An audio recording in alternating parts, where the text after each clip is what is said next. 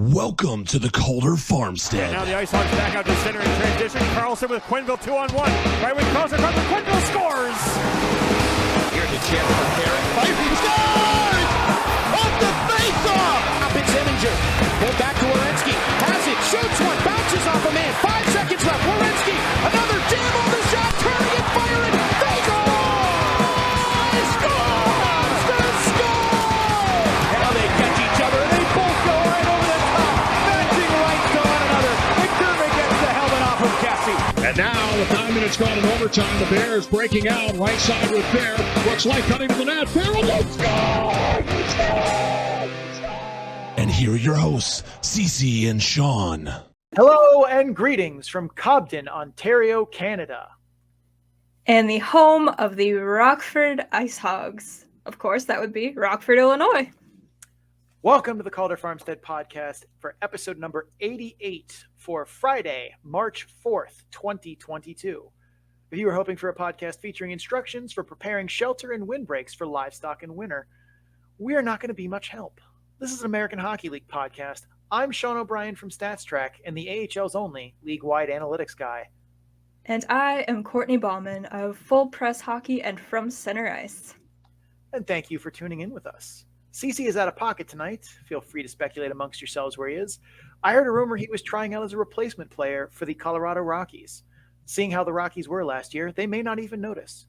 If you're new to hearing what is usually Suzie and I talk about hockey, though, we are going to preview some of the matchups from this weekend upcoming for you. We both watch a lot of AHL games and talk about what we see when we watch the film, as well as use some advanced stats to help us break it down. If that's new to you, you might want to head over to our podcast feed or YouTube channel, wherever you're listening to us from, and check out episode 0. It's a short primer on some of the stats we're going to be talking about, as well as how we view what's important on the ice.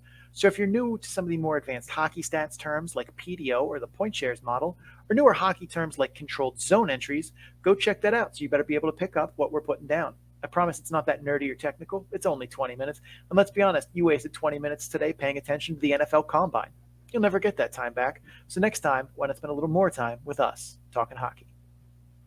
Well, first, before we kick off talking about the series, trade season strikes again in the AHL.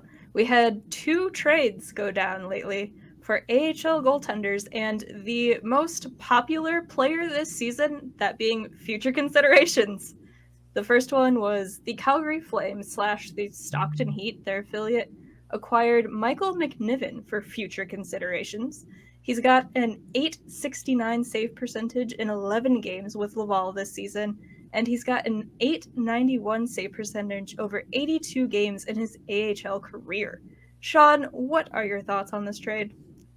Yeah, I don't get this one. I mean, I get why the Canadiens organization is moving on from Michael McNiven. I think, 82 games is plenty to show who you are, and he's shown to be a middling ECHL goaltender in the best of times. I don't get what Calgary is doing here, though. They have a tandem of Werner and Teen Wolf in Stockton, Vladar and Markstrom in Calgary. None of them appear to be injured as far as I can tell, or that I've seen reporting on.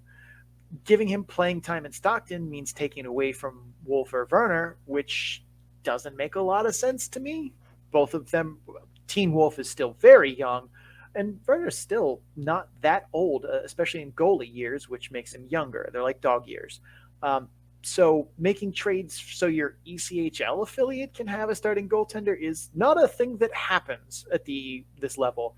So I'm confused here as to why Calgary decided to do this or what they thought they were getting besides just another body you could put in net. That level of depth in the organization doesn't really feel necessary at this point, but whatever. I guess it's fine. They didn't give up anything to get Michael McNiven, at least that we know of. I mean, future considerations is basically a made-up thing for some hotel bills or whatever at the minor league level. So we'll never probably know what they traded to get Michael McNiven. But, I mean, for whatever that mystery bag of things was, you got a goaltender, I guess. So congrats. It's definitely confusing for both teams, especially the Canadiens, who have had some interesting goalie rotations this year.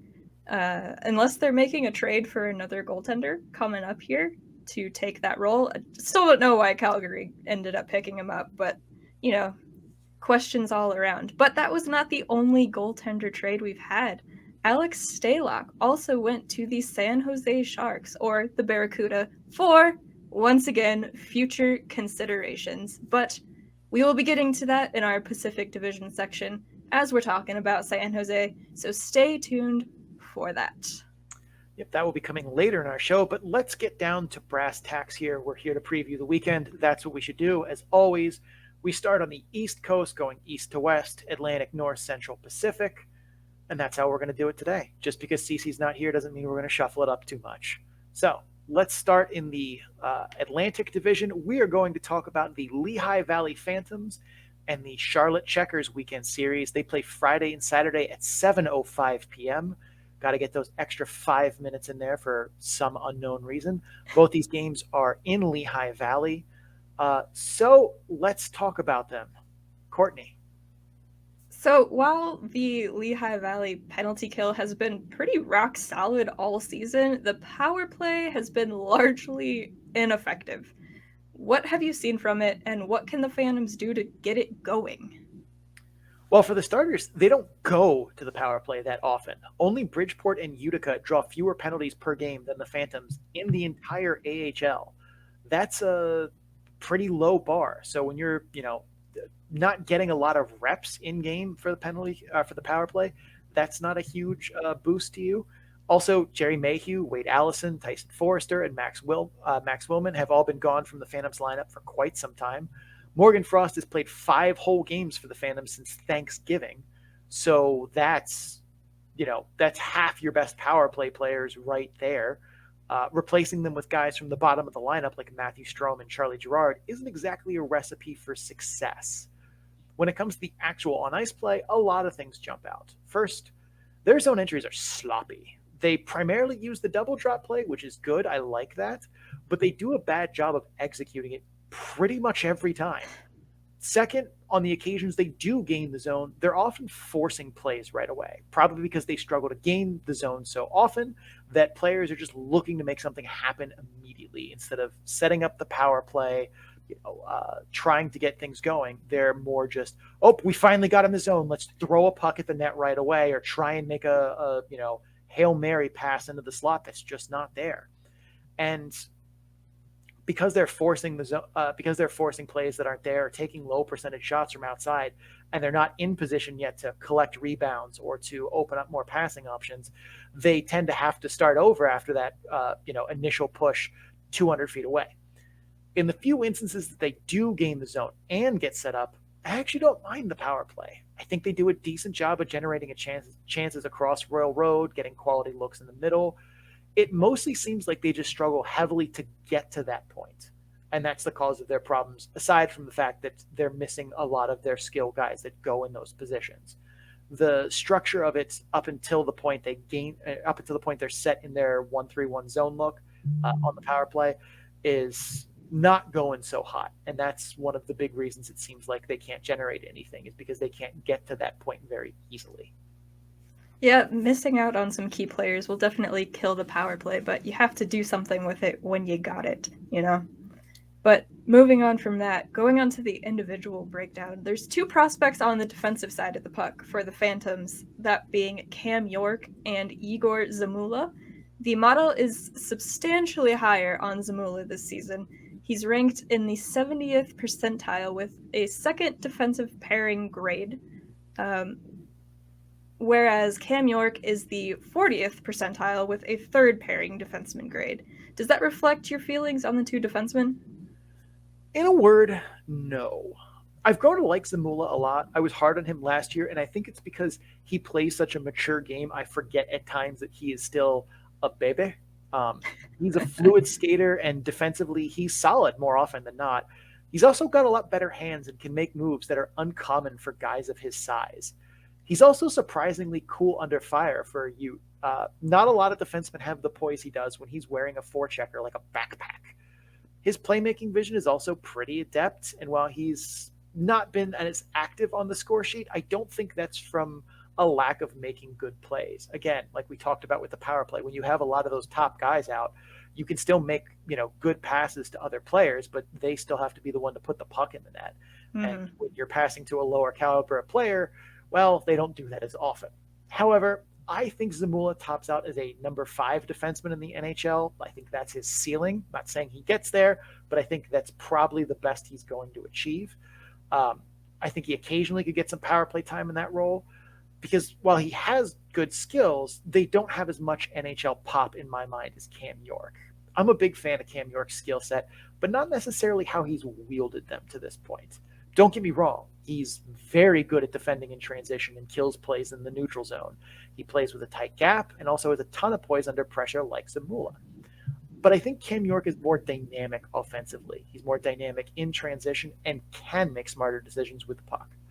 Note the word choice there. Can make smarter decisions for the puck. I've seen film of him making great choices where he'll regroup and find a zone entry instead of just dumping the puck in. Or he'll pivot on the blue line and work for a better play instead of just firing a prayer from distance. I think he's a better fit for joining the rush off the puck and for giving breakouts that extra option as a forward, but it's not something he's done as much as I feel like he could. He's getting better at it recently, but it's still an area that he needs to improve on and jump in more, I think. Zamula doesn't really have that upside. Or if he does, it doesn't pop in his film. And for that reason, I think York has a higher ceiling and is overall a better defenseman right now.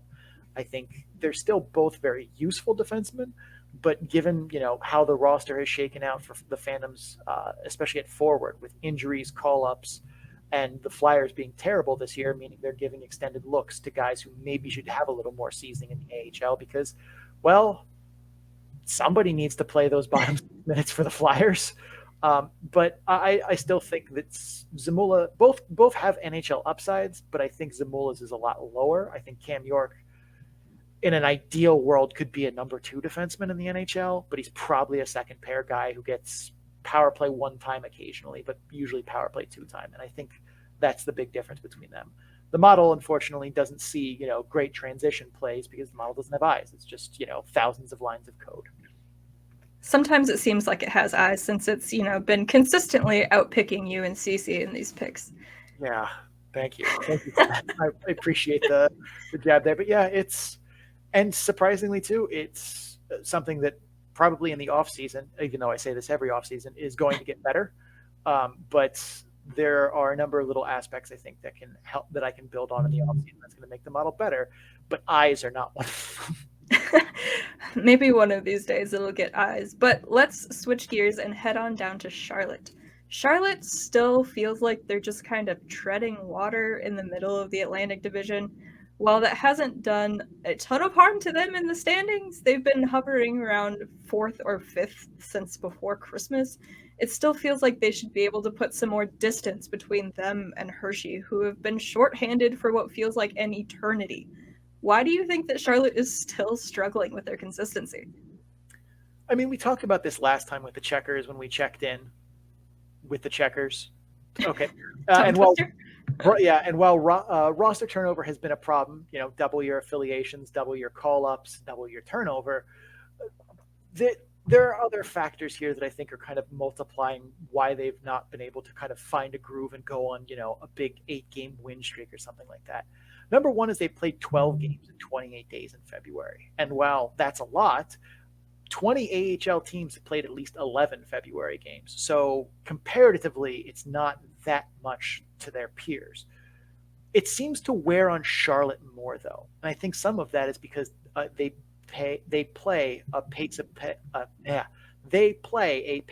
play that is high tempo. They're a high event team. And that's a taxing style to defend, which is good, but it's also a taxing style to play.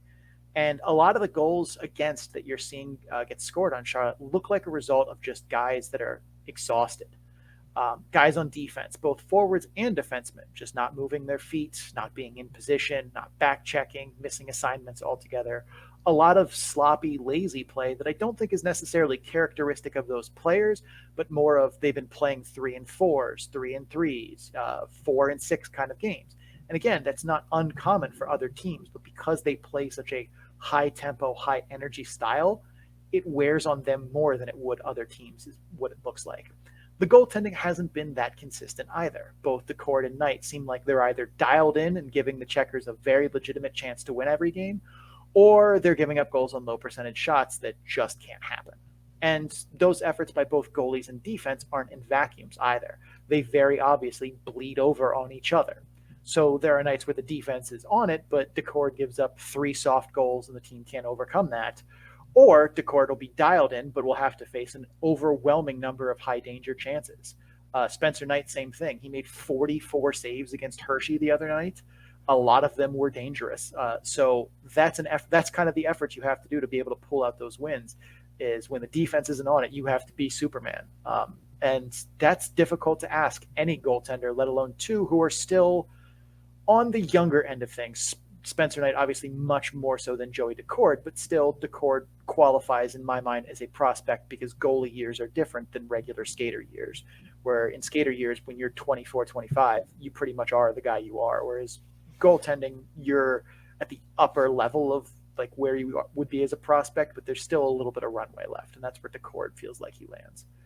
March's schedule doesn't look any lighter than February, really. So if the Checkers continue to play this high event, fast paced hockey, I think we're going to see a lot of these inconsistent results continue to stick, especially as they're still a team with a lot of roster turnover and call ups and send downs throughout the roster, plus that exhaustion factor in them. They're still going to be a decent team. They're not going to fall off the map.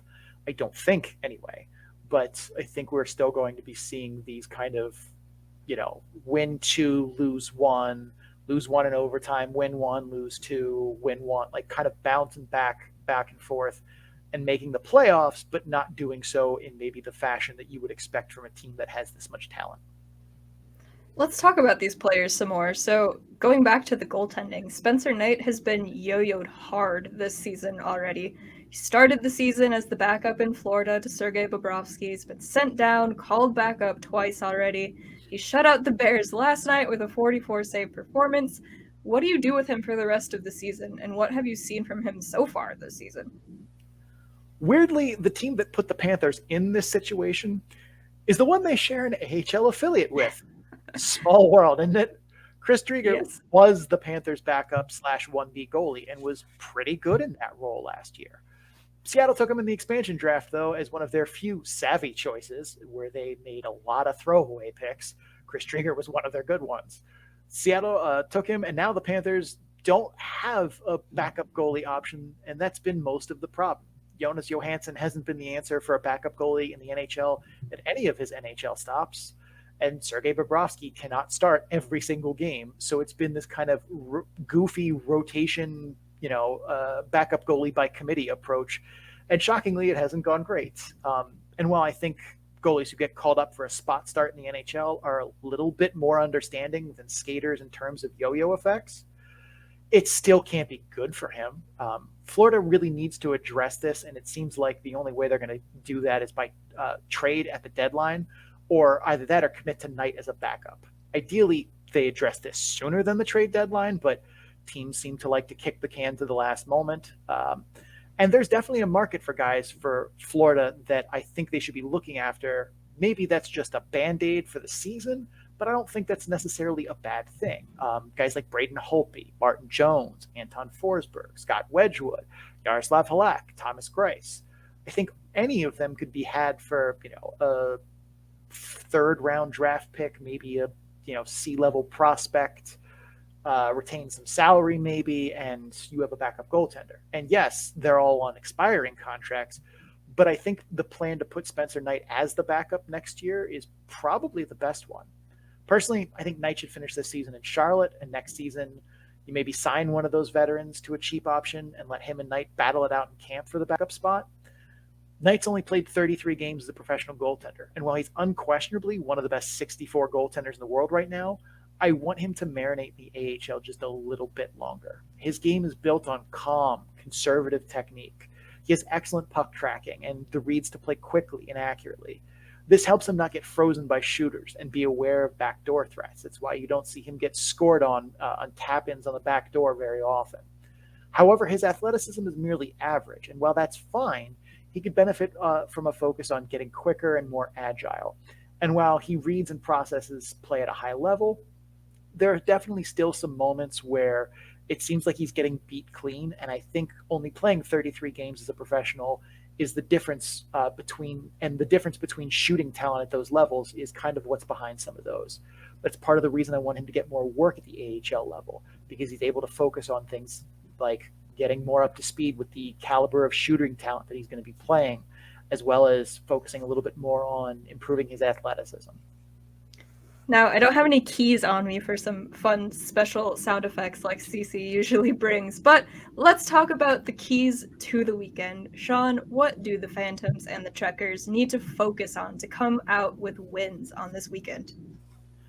For Charlotte, I mean, while saying better goaltending is key, that's true for literally every team ever. You get great goaltending, you're probably going to win. That's why goaltending is basically made up. It's voodoo. So I'm going to say keep the environment clean in front of them defensively. The Checkers need to be better at fundamental defense, scanning over your shoulder to look for threats away from the puck, boxing guys out at the net front, getting bodies into shooting lanes, getting sticks into passing lanes, making sure your goaltender can see the shot release, because that's how goalies read shots, off of the release. And trust that your goaltender needs to trust the defense that there aren't wide open guys on the back door. Goaltending, as we and many others have said, is voodoo, but the best you can do is give them the best environment to succeed and then pray to the voodoo gods for luck. On the Lehigh Valley side of it, I look to get on Charlotte early. Charlotte has struggled with slow starts in their recent losses and let one bad first period goal become 2, become 3. I'd press early here if I'm Lehigh Valley and be willing to take risks to get that first goal inside 5 minutes into the game. Get the ball rolling in their head early of here we go again. Like we said, Charlotte looks like they're exhausted, and nothing keeps them from wanting to press through fatigue, like feeling like this loss is already inevitable 10 minutes into the game. Shall we make some picks for this series? We shall. Do you want to go first, or do you want me to go first? I can go first. So there are two things about this series. One is that I love goaltenders. Two is that ineffective power plays are one of my biggest hockey pet peeves. So I'm going to have to go with a Charlotte sweep on this series. Interesting. I'm taking Charlotte in both here. I think it's more likely than not they actually split, but I don't want to play guessing games here with which game Lehigh Valley wins. I think Charlotte's more likely to win one of these games than Lehigh Valley. So I'm just going to take Charlotte in both and cover my bases there. But in my heart of hearts, I believe they'll split this, but I'm not going to try and be like, oh yeah, it's going to be Lehigh Valley on Friday, and then it's flip-flopped and I get 0 out of 2 points here. So I'm taking Charlotte in both. The model is on my side. Charlotte is a 53.7% favorite in both games here. So me and the model and Courtney all on the same side here. So congratulations, Lehigh Valley, on your sweep. Yeah, we swept the picks just like somebody's going to sweep this weekend, hopefully Charlotte.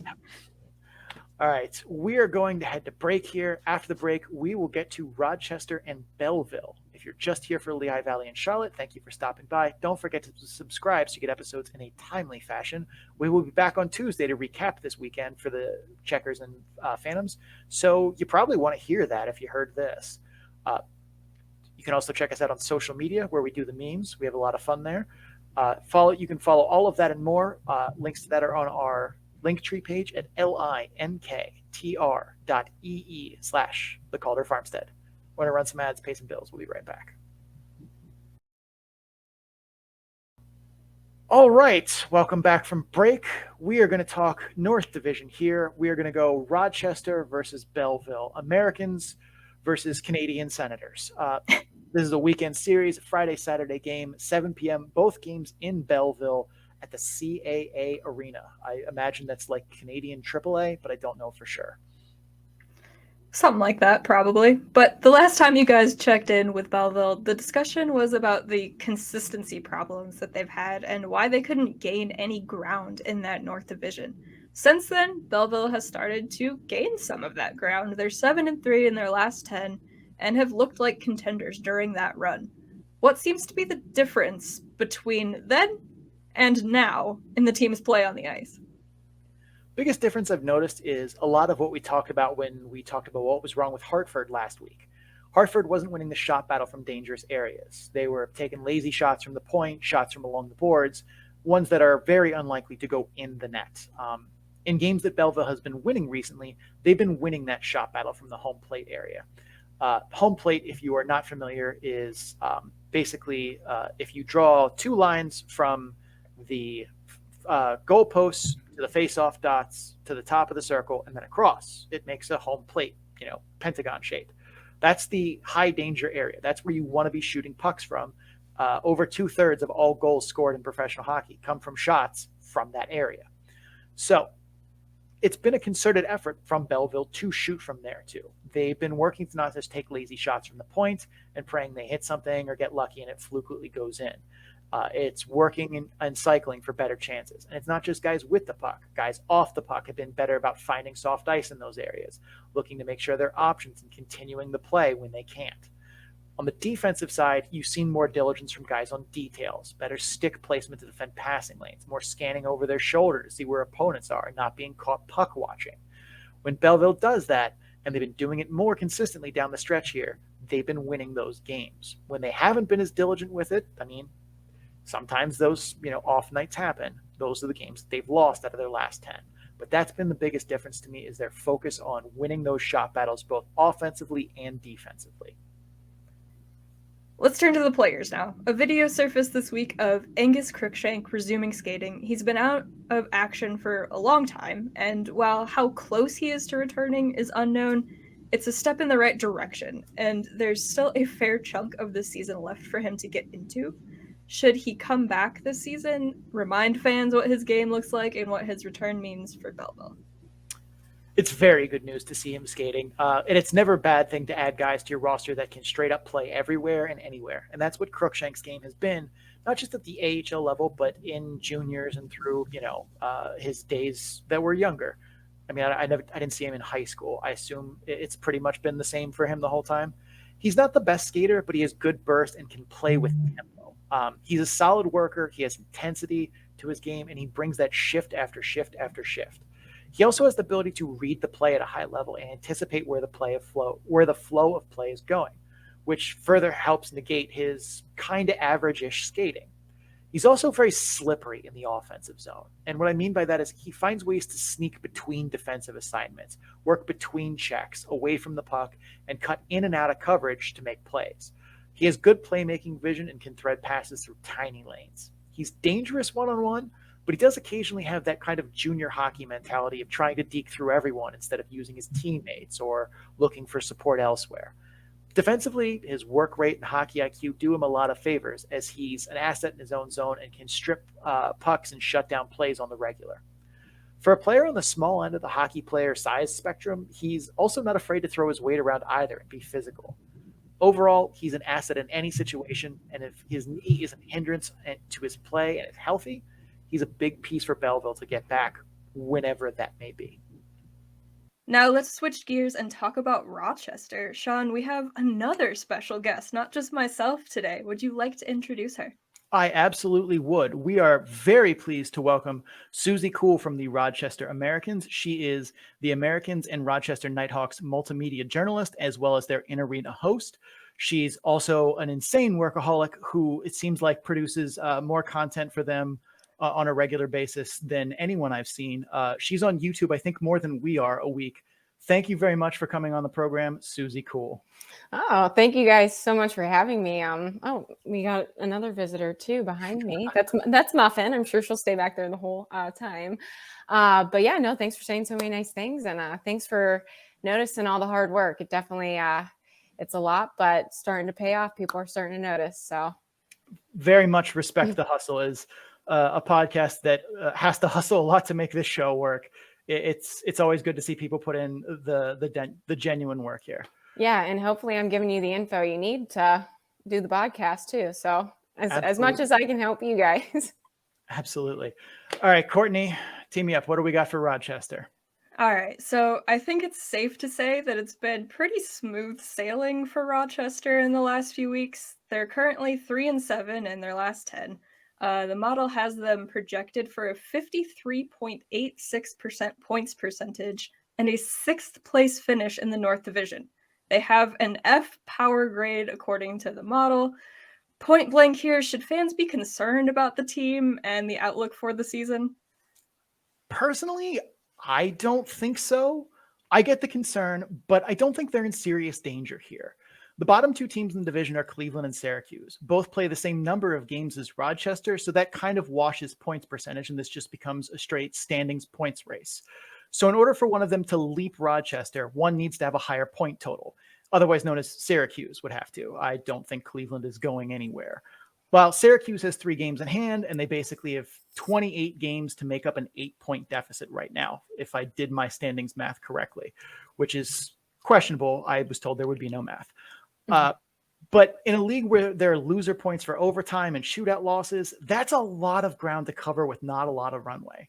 To give you an idea of how big a gap that is, let's say in Rochester's remaining 25 games, they earned 23 points. That's the same points percentage they had in the month of February, whereas we've kind of detailed things didn't go great. They would need Syracuse to get 29 points in their remaining 28 games, and Belleville would need to get 30 in their last 28.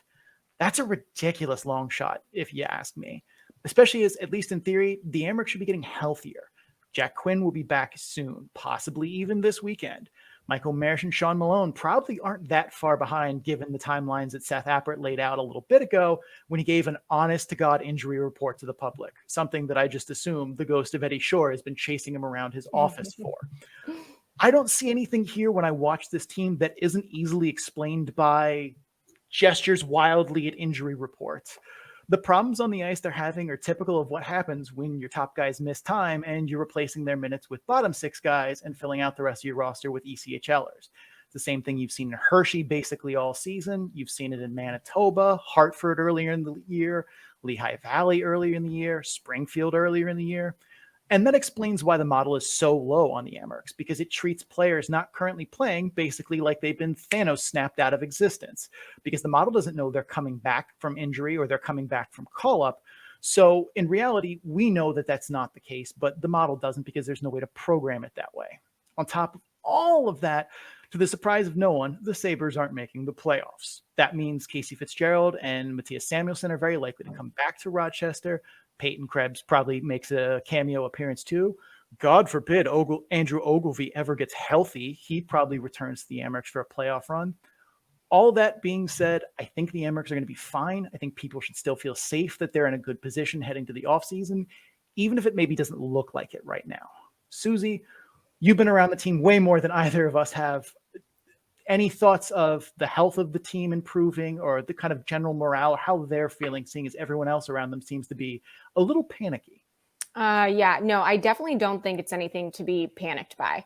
I'm just going to throw that out there. You hit the nail on the head. Right now, we're looking at a team where top guys are out, right? So you're looking at bottom sixers, you're looking at ECHLers, or you're looking at players that are literally on PTOs, just getting thrown into it. A perfect example for Ben Holmstrom. He hasn't been in the league in years, and he gets the call from Seth Appert, and he's like, absolutely, I'm going to play here. He knows that this is his opportunity to make it back to the league, so he's going to do his best, but Appert needs him for stability. That's why he signed him. Again, do not think that there's anything to be worried about. And again, people are going to get healthy. There's a possibility that Jack Quinn will be back in the lineup this weekend. You heard it from Appert about Sean Malone, possibly next week. Lucas Rusick, somebody that Brian Duff is really excited about in Buffalo. He will be maybe making an appearance sometime soon. These are people that when they get healthy, it's going to be really exciting to have them back in the lineup because they're going to be able to produce for us. But I think that goes without saying, and you look at the month of February for the Amerks, and that's when all these injuries started to occur. The month that they put together in the grand scheme of things really wasn't that bad. They were still scratching and clawing and fighting for points. And if they did that with a depleted roster and people on PTOs and ECHLers and defenders having to now play forward on a bottom line, then imagine what they're going to be able to piece together when everybody is back. And I think this is a piece that a lot of people miss. And I'm not sure if I just missed you saying it. Captain Michael Mersch is also out right now too. And he is such a critical part to this team. He is the leader. Before he was out, he was leading the team in points. He was on to have his 5th 40-point season in the American Hockey League. He's 1 point away. I've been waiting for him to notch that point. He missed one game with the Amerks up until 2 weeks ago now. That one game that he missed with the Amerks in the 2 seasons that he's been there was February 5th of 2021. The reason why he missed the game was because he was signed to a PTO that exact day and was traveling to the Amerks to be with them for the shortened 2020-21 season. So again, we're just missing pieces right now, but it's nothing to be worried about.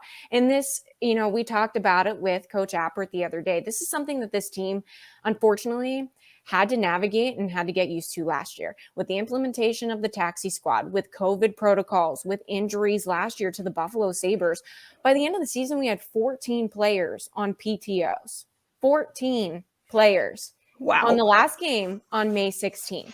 So Coach Appert, Coach Weber, Coach Michael Pekka, they're no strangers to what is going on with this roster. And then you look at the players. Arttu Ruotsalainen is no stranger to it. Captain Michael Mersch isn't. Ryan Scarfo isn't. All of these players know how to deal with this. And that's what makes their culture in their locker room so great. And this is something that Coach Appert says all the time. The group of leaders that he has, they're so welcoming.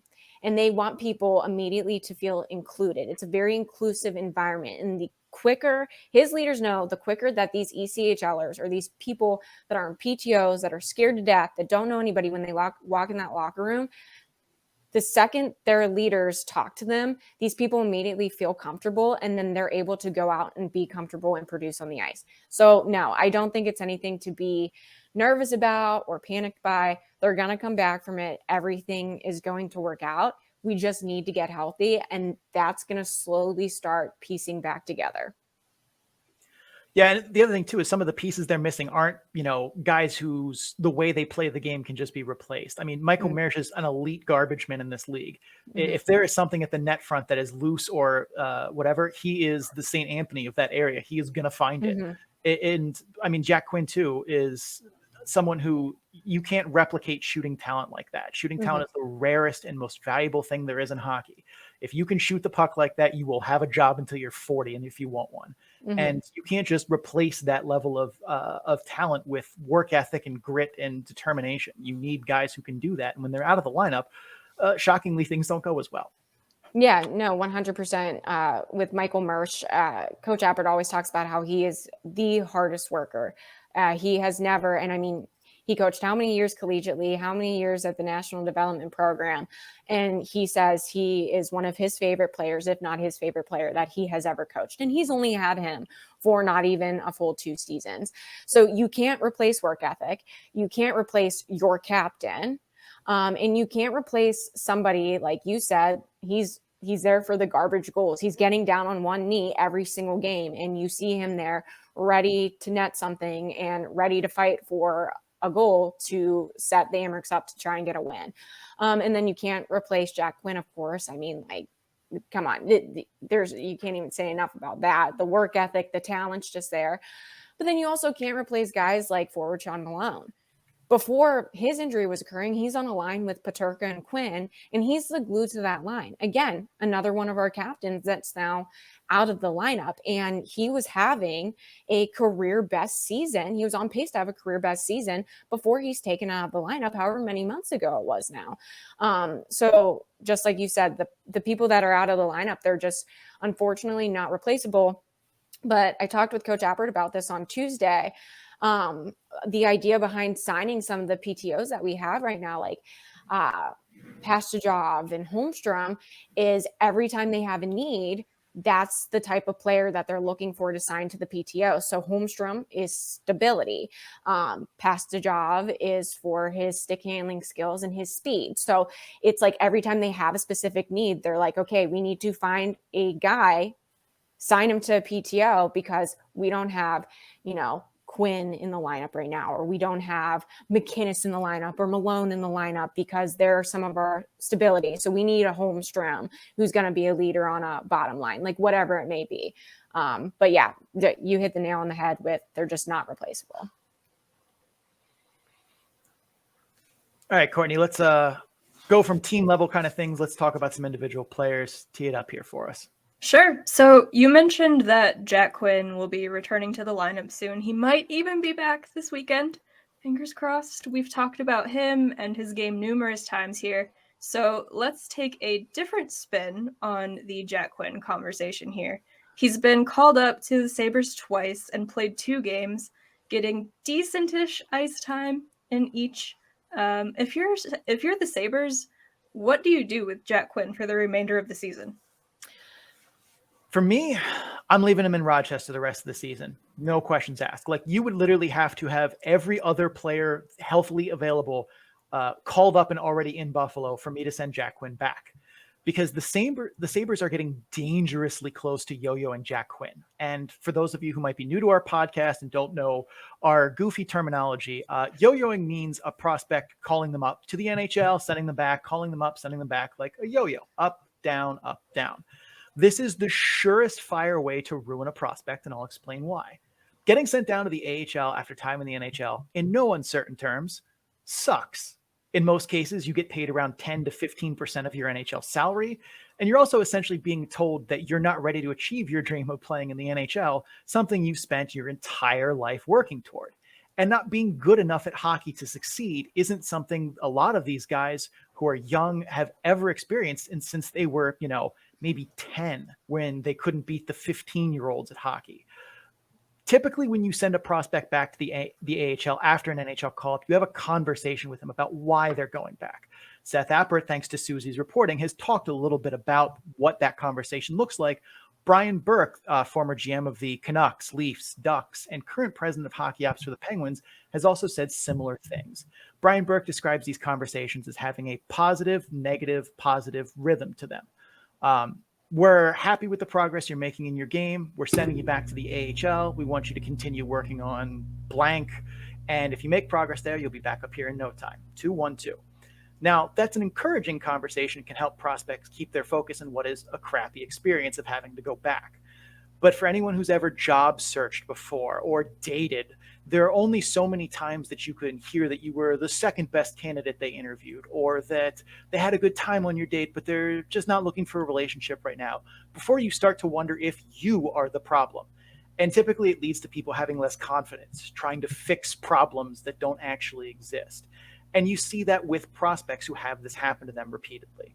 And that's why yo-yoing prospects ruins them. So my plan would be to leave Jack Quinn in Rochester for the rest of the season. He's done an incredible job silencing observers and critics this year who were concerned after what they saw last season. I was one of them who am now shutting up about what I saw from Jack Quinn last year because of what he's done this season, but there's still work to be done and progress to be made. And for right now, I think it's best for the Amerks, the Sabres, and for Jack to stay in Rochester the rest of the season.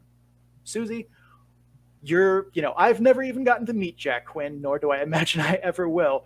But what have you seen from him, the conversation around him coming up and down? What has that been like from your perspective? So I will say I definitely have, and I wrote an article about this at the beginning of the season, particularly on Jack Quinn and JJ Peterka, because they were very disappointed when they got sent from Sabres training camp to Rochester, right? Sabres fans, they're, don't have the best season last year. They see these great prospects at Prospect Challenge. Now they're at training camp and all of a sudden, boom, right before the season starts, they're in Rochester. So I wrote an article that basically was just like, don't rush the process. Whatever you do, don't rush it. Unfortunately, with the Sabres and just injuries and everything that they're going through with the rebuild, they, I feel, have had to pull the trigger a little sooner on certain people than maybe in a season that doesn't have as many injuries or doesn't have the implementation of a taxi squad or whatever it may be. Do I feel like they did that with a perfect example would be, but like maybe JJ Paterka. Was it really worth it to call him up for that 1 or 2 games, however many it was, and then send him right back down? And then he has a very, very excellent week in the American Hockey League. I mean, you can't blame him. He has now fueled his fire. But how healthy is that, like you said, for their mind? So again, I am like 100%. Do not rush the process until it's 100% right. And then you look at the example of Jack Quinn. And do I think Jack is ready to play in the NHL? Yes. When he plays here in the American Hockey League, you see his skill, and it's kind of like looking at Mattias Samuelsson, especially this season. Last year, I don't know if he was necessarily ready. If it were a normal year, he still would have been in the OHL. So it's like, okay, he kind of had to make the jump to the pros a little bit soon, but I'm glad he had that season because it gave him the ability to have the season that he was having and is having with the Amerks. Now, again, if this were a normal year, would Jack Quinn be making his NHL debut? I don't know. If he were with a different team, would he be making it? We don't know. But then you see the perfect example of he makes his NHL debut, gets sent down, and then he goes up. He goes up against a team, and he's playing the Dallas Stars, a very physical team, and Jack Quinn is still a very small human being, and then he gets hurt. And that is my one reason why I'm like, don't rush the process, because sometimes they might not be ready for that. I know injuries happen and whatever it may be, and it's a fluke, whatever it is. But at the same time, if he wasn't up there at that moment, then he would probably still be playing right now and producing. And you could have called him up now, and he maybe could have just stayed there the rest of the season, right? So yeah, I mean, and the conversations surrounding Jack, again, he's just not replaceable on the ice, especially with how he was producing point wise and whatnot. But then that's also work ethic that you can't replace. And it's also too, I mean, you hear for Brandon Byro kind of come forward and talk about it. And I mean, underrated, such an underrated player with the past couple of months that he's had. And then unfortunately he gets injured over this past weekend. But you hear him or you hear others say there's so many opportunities that have opened up, unfortunately, because our teammates are kind of falling apart right now. But I've asked Coach Apper time and time again, like, how do you replace somebody that's producing points like Jack Quinn? And he simply says, you can't. You literally can't replace a top prospect in this organization. So yeah, that's basically the talk around Jack Quinn, and that's truly how I feel. Like you just don't rush the process, or don't rush the process of prospects, because you just never know what could happen. Call them up at the right time where there's actually a chance that, hey, you can stay up here, instead of, like you said, I like how you call it the yo-yo effect. The yo-yo effect definitely isn't healthy mentally. Now, a lot of our guys in Rochester, I will say, I don't know if that's the vibe that they get. I don't think it's negative, because they're still getting that chance to go up and play and prove themselves. Like a perfect example is Casey Fitzgerald, Brett Murray, people that weren't expected to even make it to the NHL 2 years ago, let alone get as much playing time as they have this season. So I think for players like that, definitely gives them confidence, because they didn't know if they really ever had that chance. But for somebody like Jack Quinn, you know, that could be detrimental. I don't think it will be, but you do never know with the mental aspect. And I think there is, the way that I've seen it done that I think is effective is, weirdly, because we talked about the Bruins yo-yoing Jack Studnicka last week, but the first year it seemed like they got it right to me. They sent him to the AHL. He burned the AHL to the ground in 20 games. They called him up to the to Boston for like 4, gave him decent playing time, kind of as just a check to see, how are you doing? Let's send you to the NHL for a couple of games and see how that process from the AHL translates to the NHL, as a test for us to see what it looks like here, as well as a test for you to see how much faster, stronger, etc., and work you have to do. And then we send you back with that message. And then they left him there. They left Jack Studnicka in the AHL for another 40 games and didn't touch him. I think that's the way to go with it, is you give someone a call up, you take a look at them, you see how things are going in the NHL. And if, I mean, they're really outstanding, I guess you can keep them, but you send them back saying like, look, this was, and I would call them up telling them like, We're just going to keep you here for a couple of games, see how things are going with your progress at this level, let you see what things are like at this level, and then we're going to send you back. And it's not because you aren't good enough. It's more of this is a test for us and a test for you. And we're happy with your progress, but we want you to keep developing at that level. And it's not so much the one up and down, it's when it's continuous. And that's what the Bruins did later, is the very next season. It was like, oh yeah, we're going to give you 2 weeks in Providence, then 2 weeks in Boston, then 3 games in Providence. And it's like, that's where it becomes the repeated rejection of, why am I the second best candidate? Girls just aren't getting second date. Like, that's when it becomes, if it's just one, most of them seem to be able to handle it. Or if they're older veterans, like you mentioned, it's not as much of a confidence thing for them at this point, because they've been around, they know kind of their own game and the outlook for them. But when you're, a young draft pick at 19, it's not quite the same mentality. You don't have that sense of self as a professional hockey player yet. And I think that's what hurts them. Yeah, no. And I really like that story, because that does seem beneficial. Let them play a couple of games, let them get their feet wet, and then, hey, go focus on the rest of the season in the American Hockey League, and let's test this out again next year. Which, if you think about it, like, why wouldn't you kind of take that approach? Because if you're bouncing them back and forth, like, what are their reps really doing here? You know what I'm saying? Like, are they really learning in 5 games?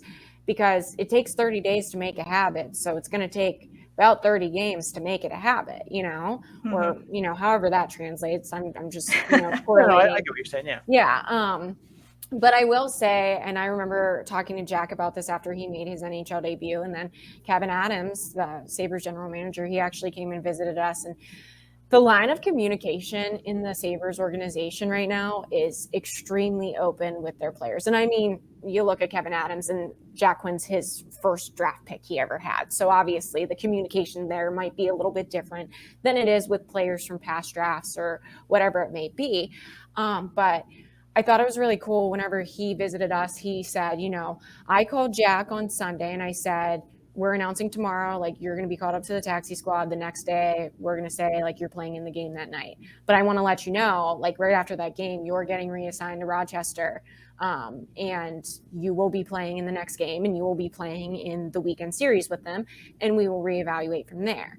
And I think that, and I'm not sure if that's how it is with every organization, but the fact that their communication can be that open and honest, I think is also really beneficial too, and why it might not affect Jack Quinn as much. The yo-yo effect, as you say, might not affect Jack Quinn as much, because he knows where Kevin Adams is coming from, and he's being honest with him from the get-go. Hey, yeah, you're going to make your NHL debut, sweet, but then the next day you got to go bust your ass again in Rochester. And I'm sure if he's having that conversation with Jack Quinn, he's having that conversation with JJ Peterka, he's doing it with Peyton Krebs. Peyton Krebs is staying up there, whatever it may be. And that line of communication too, it comes here to Rochester. So Coach Appert, after Kevin Adams is talking to Jack Quinn, he's sitting there talking to Jack Quinn about the same exact stuff. Okay, so this is what happened in your debut. This is what we need you to do here. Well, Jack Quinn, and I've talked with Coach Appert about this time and time again, perfect example is doesn't have the best season last year. Coach Appert tells him, you need to work on X, Y, and Z in the summer. Well, he damn well did. And he came back and look at the start to the season that he had. So they can have these open, honest conversations with him. I don't think, even if they did the yo-yoing with Jack, I don't know how much it would really affect his game, because he is so, and this is something that I love about Coach Appert. It's probably one of my favorite things about him, but he says that Jack Quinn thinks the same exact way that Appert does. His feet are exactly where he's at, and he doesn't care where his feet are at. He's going to give you his best effort no matter what. He's not going to be mad that he's in the American Hockey League. He's not going to be overly excited that he's in the NHL. At the end of the day, it's a freaking hockey game, and he's going to go out there and he's going to try and help his team win. It doesn't matter. His feet are where he's at, and that's what he's focused on. And there are a lot of players too where they'll get angry about getting sent down, but it's what they do with that anger. One of the players we're going to talk about here in a little bit is Rocco Grimaldi from Milwaukee, who got sent down. And he is not a young pup anymore. He's someone who's played a long time in the NHL. And you could tell when he got sent down, he was not happy about it, but he took that out on other teams. There are other guys who have been sent down that I can think of off the top of my head, but we're not going to go there, that definitely have pouted about it. And that's, it can be a hard thing, especially if you're someone who's played in the NHL a long time. To get sent down and to have a good attitude about it is a hard thing to do, because it does feel like a slap in the face at sometimes. We do need to move on here a little bit, though. I know you have a very busy schedule, so we don't want to keep you too long. Courtney, let's go into keys to the weekend here a little bit. Sure. Now we've covered both teams. What are the keys to the weekend for both of these teams here? For me, for Rochester, it doesn't look like Igor Sokolov, otherwise known as the T10, is going to play in the lineup for Belleville this weekend. And that means, in my eyes, their roster becomes incredibly top-heavy. Playing on the road, though, also means line matching is going to be tough because you don't get last change. Still here, if I'm Rochester, I'm looking to split up Quinn and Peterka and play Peterka's line against that Lucchini, Agazzino, whoever they put else on their line, because that's their big, heavy line. And Peterka is probably your best two-way forward at this point on the roster. And I trust him to be able to keep that line in check while creating some offense of his own, where I think that also frees up Quinn to play against lines that pose significantly less offensive threats. And I don't have to ask Jack Quinn to be playing heavier defensive-minded minutes. I can just tell him, go score goals, and let J.J. Peterka try and shut down their top line, and that should give us an edge and balance. On the Belleville side of things, we said it before when we were talking about Belleville as a team. You need to win that shot battle from home plate. If you can do that, and when Belleville has done that, they've won games. They can't be settling for shots from outside. They need to work the cycle, find passing lanes, and shoot from better real estate. That would be my keys to the weekend. Suzie, any thoughts about what Rochester needs to do to try and come away with dubs here? I will say, after last night, and it was actually funny when you talked about the overall teams and whatnot, you were talking about how Syracuse is a bottom team. Well, before yesterday's matchup against Syracuse, Amerks said that Syracuse is arguably the best team in the North Division currently. Just with the lineup that they have. And if you look at their month of February, it was pretty good, taking points in 9 out of their 13 games. And Rochester, unfortunately, had a slow start against Syracuse. And we saw that last Saturday against Toronto as well. So one of the keys is going to be not a slow start. And then another thing too is that Appert mentioned after last night's game is his top guys were, again, sluggish to start, but they also weren't playing the way that they should. And bottom sixers and bottom guys were trying to pick up the slack or pick up the sluggishness. So he needs to have his top guys on point, ready to go tomorrow. I don't know what the goaltending situation is going to be like. I don't know. I know that it will be split. I don't know if Dell will go tomorrow, if Luukkonen will. But both of them are definitely going to have to be on their game. And again, Appert said yesterday that if it is Luukkonen tomorrow, which I don't know if it is, Luukkonen also had a little bit of a slow start in the crease. So he's going to have to make sure that he's on the 8 ball as well. So it all goes back to just having that very, very good, efficient start. And then they can't chase the game. And Appert has said this time and time again that his team is not a team that can chase the game because once they get in those holes, it's really hard for them to make the comeback. And this is something that they've either been scoring 4 or 5 goals. I mean, we only have, 4 wins this season that have 4 or less goals. So they need to just make sure that they are ready to go from the get-go. And if it's a close game, then they need to buckle down and learn how to win those close games. Yeah, very, very sound advice there. And definitely something that I've seen too a lot. We press a lot in these keys of the weekend of the starting fast, setting the tone, setting the pace early, because it's amazing how much of a difference that really makes. All right, Courtney, you ready to pick games? I'm ready to pick. Are you ready to pick? I am ready to pick. All right, Courtney, 2 game set here. I believe it's Friday, Saturday. Scroll all the way to the top here. Where I have it written. Yep, Friday, Saturday, 7 p.m., both of them in Belleville at the CAA Arena, I believe. Courtney, who are you taking here? All right, I might be going against the grain a little bit here, but I'm going to say Quinn's going to come back and Rochester's going to take both games. Ooh, wow. Buffalo just beat my Leafs the other day, so if that can happen, Rochester can sweep the weekend here. That's a sore one for me. Don't. Toronto, why do you hate my wallet so much? They hate my well-being, so you know. Well, that's fine. every Maple Leafs fan, I think. For me, it really comes down to Quinn for me. If Quinn plays in these games, I think they split it. It's going to be tough on the road. Belleville is just starting to allow more fans in the building, and I think that makes an impact. Going from playing what is a very quiet and kind of small and awkwardly shaped arena to one that has more people in it, that's louder, that's a little more raucous, I definitely think plays in their advantage. But without Jack Quinn, I struggle with this. So I'm going to hedge mine on the health of Jack Quinn. If Quinn plays in at least one of these games, I will take Rochester to split. I will take Rochester in that first game. So I will take them Friday night in Belleville the second. If no Quinn, sorry, Suzie, I don't have it in me. I'm going to take Belleville for both. The model on the other side has Belleville as a 59% favorite in both games. That number is without Jack Quinn for what it's worth. So it treats Rochester as having the same lineup that it had in the last game, minus goaltending. It kind of weights goaltending based on both goalies and how they're typically used. So, Suzie, would you like to take a pick here? I have a feeling I know how it's going to go.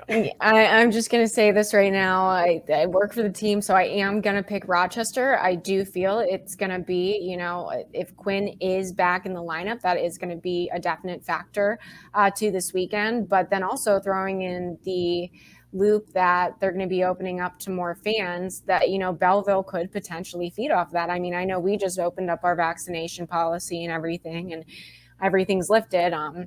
And atmospheres definitely change whenever that happens, and teams can feed off that. So that's an interesting factor to throw in there for Belleville, but I will pick my Rochester Americans just because I believe in them. And, they might be scrappy right now, but I can see them pulling through. Absolutely, too. And Belleville is not – there have been many times in which I have tried to pick Belleville and thought that Belleville was going to show up, turn out, and do the thing. And they've let me down a handful of times too. And then they've shown up in games where I'm like, no, Belleville's going to get smoked here. And they're a very hard team to have a pulse on. So, our season long pick rates are not that great. We're CC and I are just above 50%. The model that I programmed that I occasionally pick against actually outpicks me right now.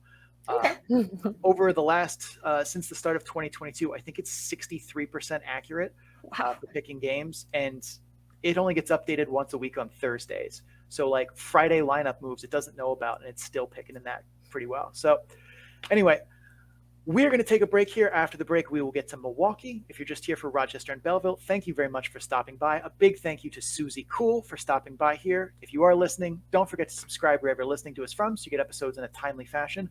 We will be back Tuesday morning to talk about these games. Also, make sure you check us out on social media where we do the memes. We have a lot of fun there. Links to all of that and more can be found on our Linktree page at linktr.ee/the Calder Farmstead. We're going to run some ads, pay some bills. We'll be right back. Stay tuned. All right. Thank you very much to Suzie Cool for jumping in and talking Rochester with us. We're going to pivot here to the Central Division and talk about the Milwaukee Admirals weekend. They have a Friday 7 o'clock game versus Texas and a Sunday matinee-ish, 5 p.m. Is 5 p.m. matinee against Grand Rapids? I think it is. It's kind of like one of those in-between areas where it's like a 3 p.m. game is definitely a matinee. Whereas I feel like at 5 p.m. the theater is like some of them are starting to charge you full price. Either way, Friday 7 p.m. against the Texas Stars, Sunday 7 or 5 p.m. against the Grand Rapids Griffins. Well, a lot of things have been going well for Milwaukee recently, maybe unfortunately for my Ice Hogs, but the penalty kill hasn't been one of them. What do you think the Admirals need to do to shore up on the penalty kill? In my viewings, I think the Admirals do some penalty kill aspects well. Their forecheck is aggressive, and for a 1-3-1, they do a pretty good job of breaking up play. For a 1-3 forecheck, they do a good job of breaking up plays at the blue line. I think they give up pursuit on the forecheck to get in their in-zone defense a bit early at times, but that's not a huge deal, but a small piece. In zone, they play the check press like nearly every other team in professional hockey at this point. If you're unfamiliar with the check press, basically you have one forward and your two defensemen make a little triangle wedge shape at the bottom of the crease, into the slot area. So both of your defensemen are going to defend like right off of the post, and your other forward is going to be situated kind of in the middle slot right there by the hash marks. Your fourth skater, your other forward, basically acts as a rover, and he chases the puck. And that rover position kind of interchanges a little bit depending on where the puck goes. So the forward that's in the top of the wedge will become the rover in some spots, and then he'll switch with the other guy, and they'll kind of interchange. This allows them to cover, as much space as 5 guys with only 4 of them in theory. I don't think that those rover interchanges, though, are going so great. Those handoffs and occasions look sloppy, and it gives the power play a little bit more time and space than they probably should have. I also don't like a lot of the play from their defensemen in activating against shooters from the bottom of that wedge. They often seem like they're slow to get into shooting lanes, and they seem a lot more passive than I'd like to see. I'd rather them be more physical with net front guys or in defending plays the net front in general. They seem to be a little less willing to physically engage and just be kind of mean. In general, the penalty killers have their sticks in the right general area, but don't seem to scan over their shoulders to identify who that passing lane is for and where they are, instead of just kind of having a stick in the passing lane in their general direction. That's led to a lot of small movements from guys on the half wall that opens up passing lanes because they aren't adjusting with the movement. And that leads to plays to the slot or passes across Royal Road. And those are high danger chances that they're giving up. And while all of those may sound like small things, all of those small concessions add up and become a bigger problem that becomes more difficult to solve because it's not just one small thing. It's a multifaceted group of small problems together that other teams are beating them over the head with. Now, Rocco Grimaldi has been a tour de force in the AHL this season. 24 goals, 22 assists, 46 points in 39 games played for the Admirals this season. The model ranks him in the 98th percentile as a top AHL forward. Is he someone who should be getting AHL MVP votes? Ending up on MVP ballots? Absolutely. Winning? No, probably not. Some of that has to do with how bad the voting process is. There are not just no public ballots for the AHL end season awards. We don't even know who's specifically voting on these awards. The media ballots, there is a media ballot for the AHL media, but those are going to, local writers who by and large, aren't familiar with the league as a whole. They cover their team. And that's not, anything against them. Covering your local team is your job in most of those people's cases. Trying to have them expand to do, more than that is really asking a lot of them in many cases too. They're not just specifically the AHL hockey writer. They're the sports person for the local paper or whatever the case may be. So it's not like they can just sit and focus on one hockey team. And that means, if you ask a Lehigh Valley beat writer how good Rocco Grimaldi is, you're not going to get a very nuanced answer. And that's why the guy leading the league at points or in points per game wins the MVP most seasons in the AHL, because it's easy to just kind of click a column on the stats page and sort and be like, wow, he's leading the league in points, probably pretty good. Same thing with goalies. Leading in wins or save percentage will get you, the Bastion Award and so on. Grimaldi probably won't end the season in the top 3 in counting stats like goals or assists or points, but he's been a dominant player on the ice and should be in the MVP conversation, even if necessarily he isn't winning the award. We purposefully do not give out an MVP award on the Calder Farmstead Award Show because of the incredibly vague nature of what most valuable means.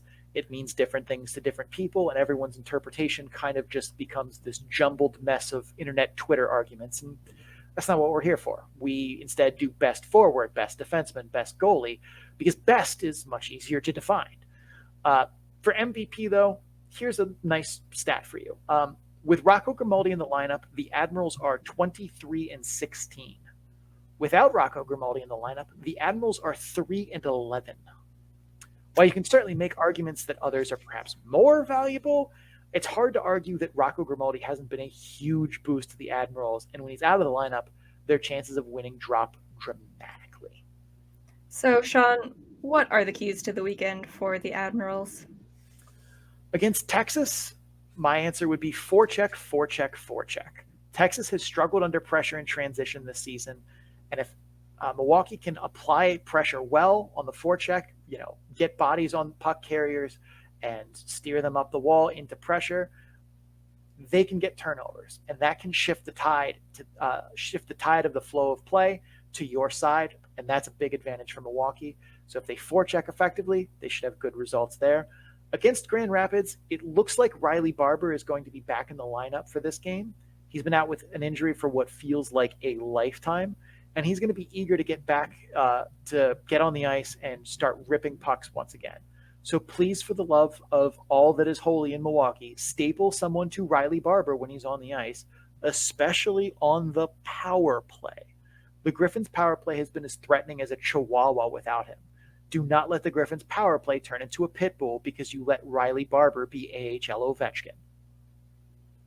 Shall we do picks? Let's do picks. And I'm going to go first here because my pick is very straightforward. I already bought into the ads for, turnaround season 3.7 volume 1. So I'm in here. Ad sweep both of these games. I am pot committed. For mine, there is definitely some dissonance between my heart and my brain here. I want the Admirals to beat Grand Rapids just because the Griffins are closest to the Ice Hogs in the standings, and Texas is just kind of floundering down at the bottom. But I will say that the Admirals will beat Texas and lose to Grand Rapids. Ooh, interesting choice here. The model is on my side, which is surprising, actually. Milwaukee is a 54.3% favorite against Texas, but is a 55.1% favorite over Grand Rapids. So the model likes Texas a little bit better than Grand Rapids. That's just interesting. Mildly surprising. My guess is, actually, I don't know. Maybe related, but then I'm like, no, because Calvin Pickard is in Grand Rapids, so it's definitely not that. I don't know. That's interesting. Might have to. I couldn't tell you. But Riley Barber is definitely a huge factor there on the power play. That's usually my key for the Ice Hogs is don't go on the penalty kill when you play Grand Rapids because he always scores on you. So, and since he's been gone, they've been terrible on the power play. It's a noticeable difference that they do not have a trigger man when Riley Barber is not on that power play. It's night and day. All right, well, we are going to take a break here, and after the break, we will get to the best coast and San Jose. If you're just here from Milwaukee, thank you for stopping by. Don't forget to listen wherever you're subscribed from. So you get episodes don't forget to subscribe wherever you're listening to us from. Let's try that one more time. So you get episodes in a timely fashion. We will be back on Tuesday to break down Milwaukee's weekend. So if you're listening now, that's probably going to be of interest to you. You should probably subscribe. Also check us out on social media where we do the memes. We have a lot of fun. We make jokes. All of the links to those things, our podcast places you can listen to us, our YouTube channel, all of our social media can be found on our Linktree page at linktr.ee/the Calder Farmstead. We're going to pay some bills, run some ads. We'll be right back. All right, we are back from break, and we are going to talk Best Coast. This time we're going to focus on the San Jose Barracuda. They have a weekend set here, Saturday 6 p.m. at Stockton, Sunday 5 p.m. at home against the Tucson Roadrunners. Should be a fun one. Let's get to it. It should be. One of the only things that does work in San Jose is the power play. They're 6th in the AHL in net power play percentage and 16th in the AHL in raw power play percentage. First, why are those so different? And second, what's going right with San Jose's power play? So net power play percentage is different than raw power play percentage in that it takes out shorthanded goals against from your power play goal total. So that way it's more of not just how many power play goals you scored, but how many power play goals you netted over shorthanded ones. Weird fact, San Jose leads the AHL in shorthanded goals against for allowing the fewest, which is not something I would have expected before we started this segment, but that is true, or at least it was as of this afternoon. When you're hearing this, it may be different, but it's still a little bit surprising. So that's why they don't lose a lot of their power play percentage to shorthanded goals against. So that's why their net is a lot higher, whereas the teams around them give up more shorthanded goals. As terms of what's going right with San Jose's power play, I think the biggest area that they excel at is zone entries. They do an excellent job of building speed through the neutral zone, and by the time they hit the other team's blue line, they're threatening to turn corners on those defensemen if they don't back up. They really execute the double drop well and aren't just looking to gain the zone and then set up and then get shots and scoring chances. They're capable of generating rush chances on power play entries. So their mindset isn't just gain the zone and set up.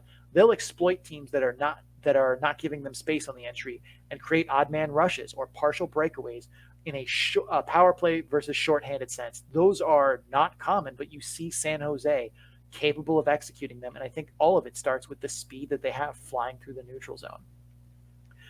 The CUDA also execute not just on the initial entry, but that time in between the entry and getting set up in their 1-3-1 power play formation. And they execute it very, very well. Recently, we covered other power play setups. We talked about Lehigh Valley earlier in the episode. We talked about Colorado a few weeks ago, San Diego a little bit before that, plenty of others throughout our course on the show. And it's really amazing watching them compared to San Jose, how smooth, controlled, and well executed the CUDA are in this area. The other big aspect is they aren't just a one-trick pony on the power play. They're not just focused on setting up one-timers across Royal Road or traffic in front or plays down low to the bumper for shots. They're capable of working all of that and threatening penalty kills in an abundance of looks, a lot of different set plays. They have the personnel that can also improvise and execute if they see something that the penalty kill is doing that they can exploit. I don't know which assistant coach runs the power play. That's usually how special teams works in professional hockey. One assistant coach runs the penalty kill, one runs the power play. The head coach is still involved in them, but he by and large gives the keys over to the assistants to run special teams. I don't know which assistant runs the San Jose power play, but whoever does is doing an amazing job. It's a well-oiled machine, and all of the parts work so much smoother than the other places around the league that we've gotten to see and break down. It was genuinely surprising to see a team that has struggled so much outside of the power play to look this smooth, look this well executed, look this prepared. Very fair. And both of us are pretty honest people. We keep our word. So, like promised, we are going to jump back to the whole trade section here because San Jose traded the ever mysterious future considerations for goaltender Alex Stalock this week. What do you think of the trade, and what should fans expect from him? Well, I mean, it can't be much worse than what they put in net already, Ken. Stalock looks okay-ish in Bakersfield. Pretty good, but there were definitely some rough patches. And I think some of that is that he got hung out to dry a few times by the Condors' defense, which has not been as uncommon as you might think for Bakersfield in general. Still, I get the trade here. San Jose's goaltending has pretty much been abysmal this season, and a fair portion of that blame belongs on the defense being objectively bad in just about every facet of defense. I don't think Stalock is going to be the genuine answer for the CUDA or the Sharks in nets, but he's very much going to get a shot at it, and from his perspective, that's probably why he wanted to go to San Jose in the first place, because the depth chart ahead of him in Bakersfield and Edmonton was not about to lend itself to giving him a real shot at an NHL gig. And San Jose is an organization he's also familiar with. They drafted him. He's played for Sommer before. He knows what to expect from the organization and so on. And the Sharks are probably going to give him a shot, even if, he doesn't play that well for the Barracuda. Because, well, James Reimer is apparently week to week with injury. Adin Hill doesn't look like he's recovered in time. So he's probably going to get thrown into the fire in San Jose, either on the Sharks or on the CUDA, depending on how roster moves work out, almost immediately. I don't think he is going to be effective at the NHL level. I think that's a little beyond his reach at this point, but nothing about goaltending is ever definite. So grain of salt, squeeze a lime, shot at tequila, maybe not in that order. But Stalock's game still has a lot of good elements to it that never left from what I saw in Bakersfield compared to what he's done in previous years as a professional goaltender. He still moves pretty well despite having some injuries that have lingering effects. He tracks the puck well. His rebound control is still pretty decent. He doesn't have the explosiveness or agility that he did even a handful of years ago, but he's athletic enough to get the job done, at least at the AHL level. However, the defense in front of him, whether at the Sharks or Barracuda, is likely not going to do for him what he would hope, and is going to do for him what it did for the other goaltenders in those rooms. But that's a story for another weekend preview and another breakdown for another time. As of right now, I think Stalock is obviously helping fill, if nothing else, a stopgap in goaltenders for San Jose. And it's not impossible that he, manages to turn back the clock a little bit and go on a little bit of a heater here and get some looks next season in the offseason. But I think it's unlikely. So, you know what time it is. It is time for the keys to the weekend. What are their keys to pull out some wins? Against Stockton here, you have to play conservative, boring hockey. Stockton's probably the best team in the AHL right now and will walk all over you if you let them, especially flying through the neutral zone. I think the best move for the CUDA here is to try and contain them. Play a boring, trappier forecheck. Look for a low-event game. You cannot get into a track meet with the Heat and expect to survive. So see if you can win a snoozer where both sides get under 25 shots on goal. The neutral zone looks like it's made of quicksand. That's the kind of game that you want to play. Ugly, low event, boring. I think that's probably the only recipe for success for the Barracuda against a much, much better team in Stockton. Against Tucson, I look to press early. Tucson has been decent when scoring first. They're 19-10 from AHL, according to AHL.com, when they score first. Their record leading after one period is 10-6. Trailing after one period, though, they are 3-15. So if you can press early, score first, you can probably ride that momentum to a W. And if I'm San Jose, that's what I'm looking to do. Shall we make picks? Let's make some picks. I will go first here. I'm going to take the Heat. I don't have it in me to pick a massive upset where I said Stockton may be the best team in the AHL right now against San Jose, who is at least in the bottom three, if not the worst team outright. So I'm going to take the Heat there. But I think San Jose bounces back and takes one over Tucson. I believe in Tucson second to last of all teams in the league. Especially without Matias Michelli. Without him, they are a very, very ordinary team. And I think San Jose has a real shot at that one. For myself, I know I already mentioned Buffalo beating the Toronto Maple Leafs, so I'm going to go back to that feeling of the upset and say that they beat Stockton, but they're going to lose to Tucson. Ooh, spicy. I know. I bring the heat here. No pun intended. All right. So on the model side of things, Stockton is a 59.6% favorite on Saturday. That is one of the larger favorites we will probably see this season. San Jose is a 56.5% favorite on Sunday. No Matias Michelli in the lineup. San Jose is going to have a pretty big edge there up and down the lineup. And there's not too many teams they can say that about. So they need to bank that win on Sunday. We'll see who's right with that one, the model or myself. We are going to take a break here. After that break, we will get to the speed round, which involves zero drug use. If you're just here for San Jose, thank you for stopping by. Don't forget to subscribe wherever you're listening to us from so you get episodes in a timely fashion. We'll be back on Tuesday morning to talk about San Jose. You might want to tune in. Also, check us out on social media. Links to all of that and more can be found on our Linktree page at linktr.ee/the Calder Farmstead. If you cannot spell the Calder Farmstead, I cannot help you. I don't even know how you got here. We're going to run some ads, pay some bills. We will be right back. Stay tuned. All right. There's only one way to wrap up the show, and that is for us to pick the rest of the weekend in the AHL as fast as we possibly can. It's time for the speed round. Courtney, let's do it.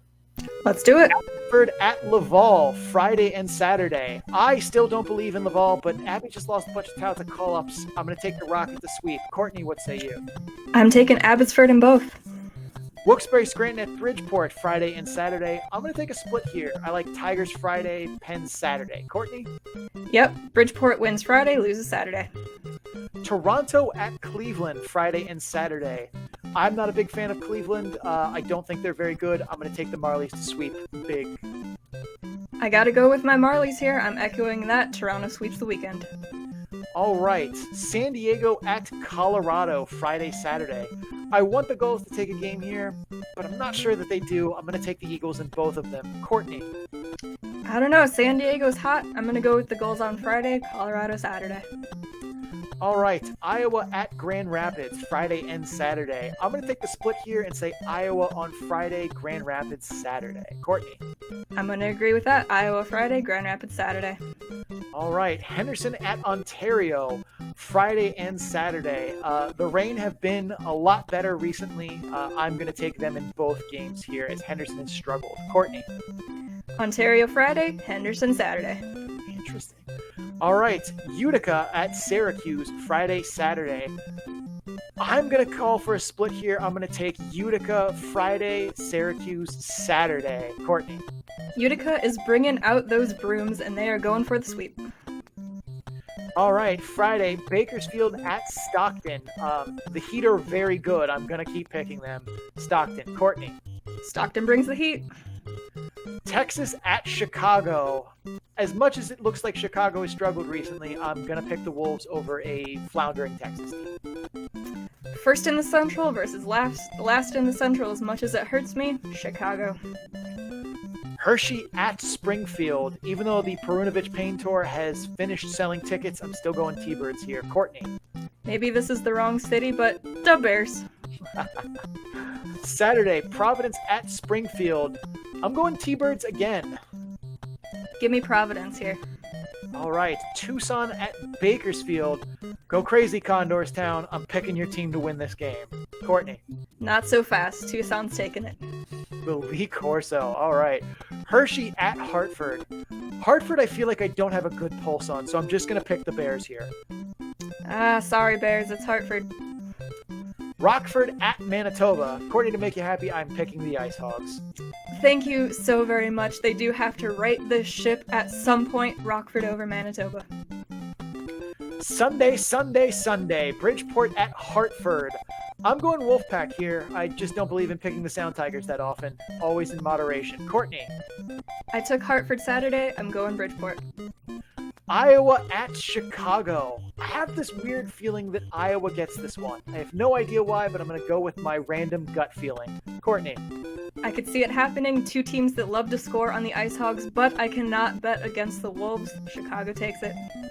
Last but not least, Wilkes-Barre Scranton at Providence in the Battle of Black and Golds. I'm taking the Providence Black and Gold. Courtney, you. Give me the bird version. The Penguins are taking it. All right. Wow. 3 minutes, 32 seconds. That's not too shabby. All right. Not too bad. That is the end of the speed round. Courtney, lead us out. That's it for the speed round, and that is it for the show. Thank you for watching and or listening. The Calder Farmstead is part of the Full Press Radio Network. You can listen to this and several other great hockey, sports, and sports entertainment programs at fullpresscoverage.com. Just click on the podcast drop-down menu in the top right portion of the website and enjoy. And if you guys are enjoying the Calder Farmstead, please make sure you subscribe so you get episodes in a timely fashion. Also, if you're listening on Apple Podcasts, Spotify, or Amazon, please rate or review the podcast. And if you're watching on YouTube, like the video, comment what you thought of the episode. Go nuts. Hit all the buttons. See what happens. Doing so helps others find the show, and your reviews help us improve it. You can also follow the show on social media at Calder Farmstead on Twitter, at The Calder Farmstead on Instagram and Facebook. Links to all of that and more can be found on our link page, which is linktr.ee/The Calder Farmstead. Big thanks to Adrian Drake, who made our theme music. You can find him on social media at AD_dysfunction. That's AD_DYSFUNCTION. So we can make music for you too. Courtney, where can the people find you? My name is Courtney Bauman. You can find me on Twitter at Courtney Dagger. I'm also on Instagram at CourtneyDagger50. You can find me tweeting more hockey stuff over on the From Center Ice Twitter account at VF Center Ice Pod. There's also an Instagram at From Center Ice Pod, or just check out FromCenterIce.com where there are links to absolutely everything. And my writing about the Rockford Ice Hogs can be found over on Full Press Coverage. Sean, where can the people find you? I'm Sean O'Brien. You can find me on Twitter at Sean O'Brien81. That's SeanObrien81. I'm also on Instagram at Sean O'Brien _81. Both are personal accounts. My Twitter is more hockey takes, but there's some other entertainment things mixed in. My Instagram account features the jersey of the day on my stories thingy. And then the rest of it are mostly pictures of my dog Parker, who is adorable, but occasionally a very large pain in the butt. You can find all of my stats work on Tableau at bit.ly/data-dump-and-chase. All lowercase, all one word. Courtney, take us home. Thank you all for tuning into this show. We suggested a bunch of sweeps this weekend, so bring out the brooms, and these guys will catch you all in the next episode. Thanks, guys.